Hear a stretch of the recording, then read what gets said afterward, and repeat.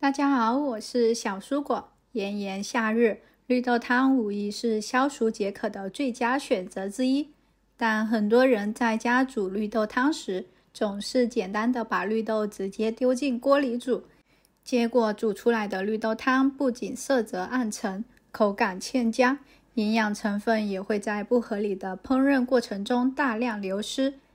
今天我就来给大家分享几个煮绿豆汤的小妙招，轻松煮出美味又营养的绿豆汤，让全家人都赞不绝口。煮绿豆汤的第一步就是挑选优质的绿豆。绿豆中难免会有一些表面有虫眼、颜色发暗、质地干瘪的坏绿豆。这些坏绿豆若混在其中一起煮，不仅会影响绿豆汤的口感，还可能因为变质产生异味，破坏整锅汤的品质。所以在煮之前一定要仔细挑选，把坏绿豆全部挑出来。挑选好绿豆后，接下来就是清洗环节。将绿豆放入盆中，加入多一些的清水，清水要没过绿豆，轻轻搅拌淘洗，带走绿豆表面附着的灰尘杂质以及细微的残留物质。此时你会看到清水逐渐变得浑浊，多重复几次搅拌淘洗的动作，直至水流不再浑浊，表明绿豆已经被清洗干净。最后小心地将脏水沿着容器边缘缓慢倒掉，避免因动作过大导致绿豆水流出。清洗干净的绿豆，接下来要进行一个关键步骤，冷冻。很多人煮绿豆汤觉得太耗时，甚至会直接用高压锅来煮，但这样做不仅增加了安全隐患，还会导致豆子失去一些营养和风味。今天我给大家分享一个简单又神奇的方法，只需要在煮豆之前多做一个步骤，就可以让豆子在短时间内变得软烂出沙。准备3个或多个一次性杯子，把绿豆小心地放入杯中，装一半就行，不要装得太满，因为我们还需要往里面加水。加入适量的清水后，留出3公分的空间在杯子口上。接下来把它们放进冰箱冷冻室，冷冻2个小时以上，让绿豆完全冻住。当然也可以提前1晚准备好冷冻好的绿豆，接下来就可以开始煮绿豆汤了。首先在锅中加入足量的清水，水量要远超西米量，因为西米在煮的过程中会吸水膨胀。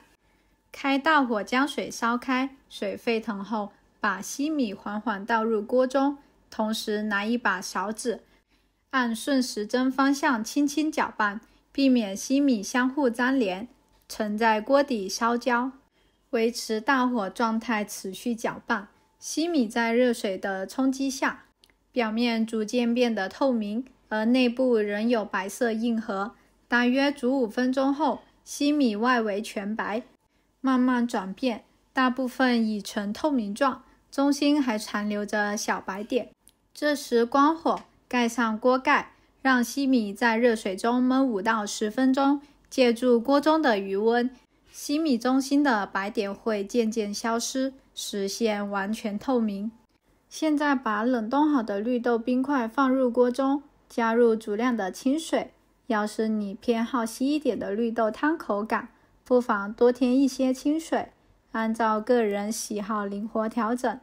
紧接着开大火煮沸，冰块放入锅中后会逐渐融化，原本被冻在一起的豆子也慢慢散开。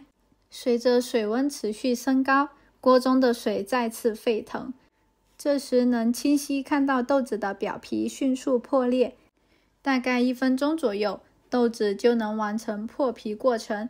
随后继续用大火快速煮5-6分钟，豆子就能完全熟透，变得软烂。这个方法不仅适用于绿豆、红豆、黑豆等豆类，同样适用。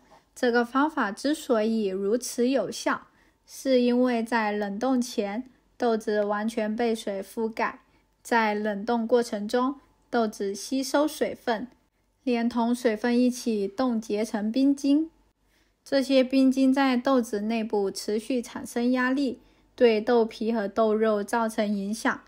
当把冷冻的豆子放入沸水中时，水晶迅速融化，豆子内部的水分也快速受热。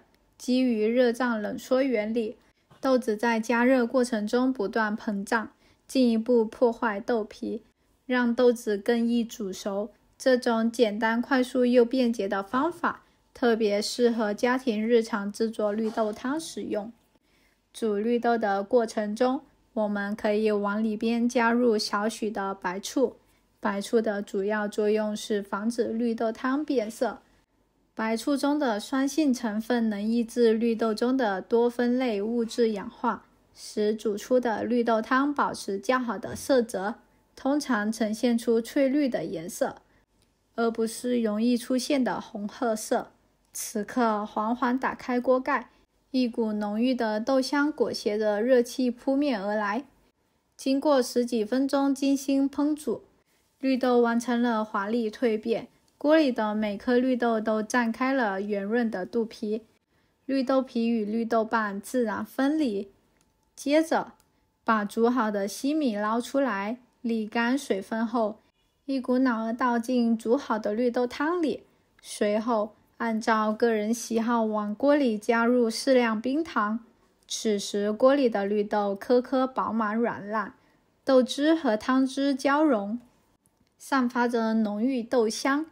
将西米倒进去后，圆润的西米在绿豆汤里起起伏伏，随着火力的持续作用，冰糖在热汤中逐渐融化，汤汁开始变得愈发浓稠，泛着诱人的光泽。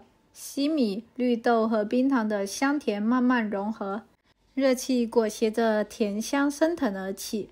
没一会儿，一锅香甜软糯、口感丰富的绿豆西米汤大功告成。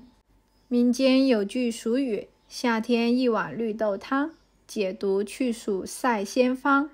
绿豆汤不仅能够消暑解毒、清热解渴，还能补充出汗后丢失的矿物质，让人感到清凉舒适。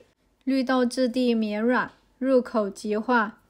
结束了一天的忙碌，自制一碗绿豆汤，最大的好处就是健康无添加，既能有效消暑解渴，又不会给身体带来过多负担，完全不用担心长胖的问题。比起满是添加剂的奶茶，这份亲手制作的清凉是不是更健康，也更能让人身心愉悦？好了，今天的分享就到这里，希望大家都能学会这个煮绿豆汤的小妙招，轻松在家煮出翠绿起沙、香甜软糯的绿豆汤。无论多忙多累，也要记得按时吃饭，保持健康饮食。不要忘了关注订阅我的频道哦，下期继续分享更多生活小妙招。我是小蔬果，我们下期再见。